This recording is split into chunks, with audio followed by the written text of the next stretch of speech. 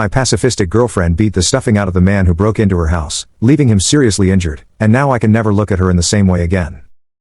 The other night, I was sleeping over at my girlfriend's place. She lives one street over from the middle of nowhere, no streetlights, no sidewalks, and keeps her house dark at night except for the room she's in to attract bats and deter bugs. I think it was around 2 a.m. when I woke up to my girlfriend telling me to call 911. Long story short, a guy had broken a window into the garage and was rummaging through my car. He had a sharp weapon, but my girlfriend has a shotgun, unloaded, and wanted to scare him off with it. The cops really gave us a verbal shakedown for that, by the way. We're freaking idiots, don't ever confront a burglar, but this guy was clearly unhinged and charged at us. I don't really remember how it happened, but my girlfriend somehow tripped him, or maybe he tripped on his own, and then she basically started tamping on his ribcage down into his lungs with the stock. I had to physically stop her. A little bit about my girlfriend: she cries when she sees sick or injured animals. She's constantly doing, or offering to do, nice things for people. She won't even squish bugs. If she finds any, she catches and releases them. She's a Buddhist. Non-violence is important to her. She's a pacifist. Before this, I would have described her as the gentlest person I knew. So what the flip? After I stopped her, she was so calm. She sat cross-legged on the floor and made a call to a lawyer before the cops even got there. No charges for her, yet. The lawyer has been helpful, the cops, less so. They actually wanted to arrest me when they got there for some reason. And my girlfriend had to ask for an ambulance for the guy because they were just going to load him into a police car while he was screaming and moaning. He survived but is still in the hospital. It's been 2 days since this happened, and I still feel like my heart is racing. Every time I see my girlfriend, I picture her covered in blood with a shotgun. It hasn't changed how I feel about her, but goddamn, it's changed how I see her. Is this wrong of me? Update 1. This is a minor update to clarify a few things. I didn't think this would get any attention. First, my girlfriend is doing well, all things considered. Someone asked if the blood was hers. It wasn't. The guy came in pre-wounded because there were bloody handprints on my car. He was definitely on something. My girlfriend is currently on a bunch of meds since she was exposed to his blood. She hasn't talked much about what happened, and I'm not going to push her right now. I am worried about her, and I am taking care of her.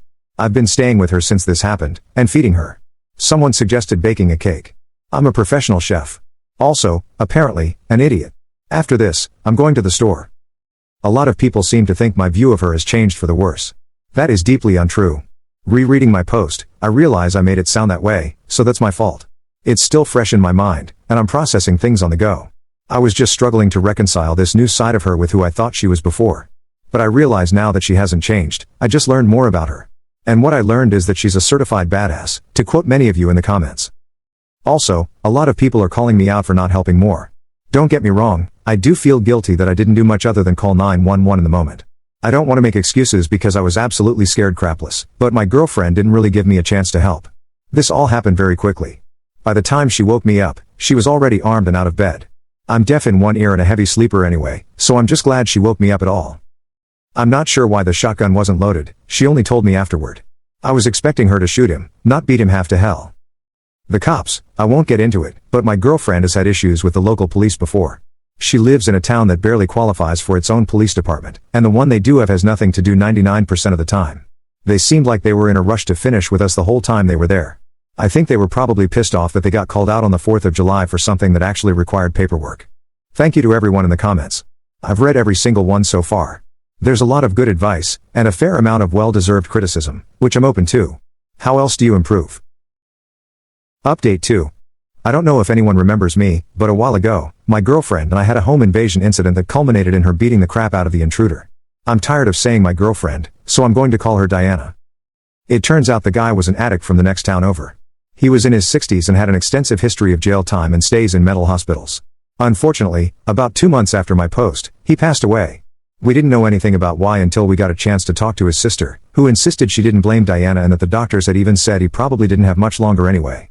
Diana was visibly distressed during this conversation, so I'm not sure whether the sister just said that to comfort her. After that, Diana took a trip to a national park during a week she knew I couldn't take off, and she forgot her meds. She has seizures that sometimes present as mild psychosis or magical thinking, and she ended up refusing to come home at the end of the trip. She kept saying she felt like she couldn't leave the woods because she was certain there was something she needed to learn there that she hadn't yet. When I asked her how long that might take, she said, "Some people take a lifetime." I asked if she was breaking up with me, and she said something about feeling too attached to me, her house, her pets, etc., and that she needed to meditate on that for a while. I ended up going to her temple to see if anyone could give me some perspective since she was seeing things through a Buddhist lens. It was absolutely the right choice. A monk actually drove the 6 hours out there with me to talk to her in person since she wasn't picking up calls. I am so unbelievably grateful for that monk because after talking to him, Diana started taking her meds again and came home soon after. I've never been religious, but I started reading the Pali Canon afterward, and that crap slaps. Diana was already volunteering at the temple, so now we both go together when we can. All things considered, since then, things have gone back to normal and are going well. We're both children of divorce, so even before all of this, we were doing prophylactic couples counseling every few months, and for a while after, we were going once a week. Diana has also started seeing a therapist on her own, which I am so proud of her for since she's always hated the idea of individual therapy. We also stepped up our home security game. Diana already had plenty of cameras, but now we have door and window alarms and motion sensors.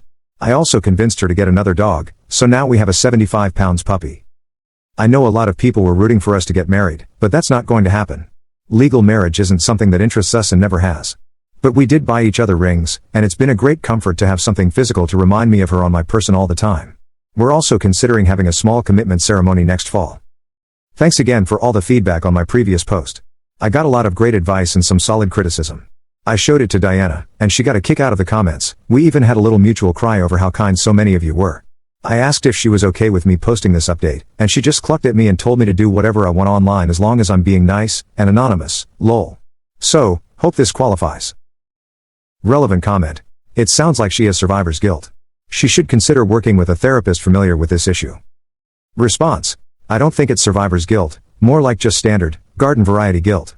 She's had a tough time coming to terms with the fact that she killed someone, even if it was arguably the right decision. But yes, she is working with a therapist who is well versed in Buddhism since the first precept, no killing any living being, is a big part of why she was struggling.